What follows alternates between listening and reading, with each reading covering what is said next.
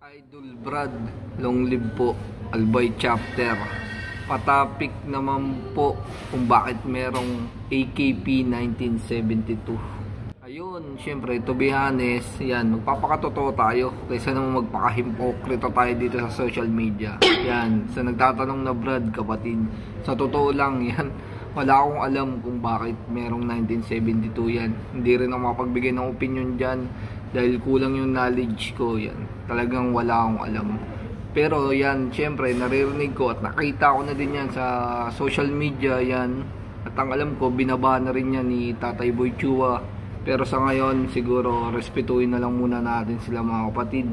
Hanggang maunawaan nila, mga kapatid, na 1973 talaga tayo. Kasi syempre, kanino pa ba tayo maniniwala? E di sa mga founding fathers natin. Yan, nanggaling na po sa mismong Tatay Boy Chua natin. 1973 tayo. At alam ko, binaba na sila dyan sa Albay.